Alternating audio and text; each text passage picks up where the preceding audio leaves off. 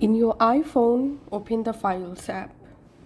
And now in your Files app, you have to navigate to the folder where you stored all your audio or music files.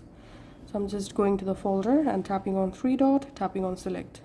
Now all you have to need, select all your musics you want to add in your Spotify local files.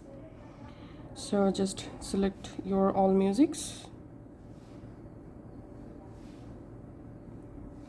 So here I have selected total 5 music. Then I'm tapping on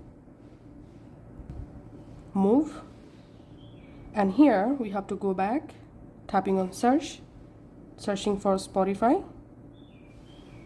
and here you will find the Spotify folder. Open the Spotify folder and just move all your musics inside the Spotify folder. So let's search for Spotify,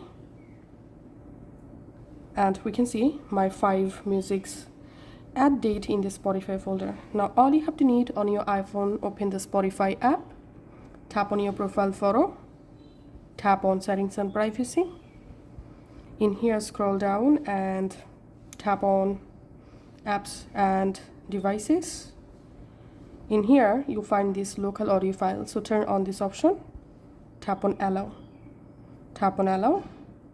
Now go to your library, and here you'll find local files.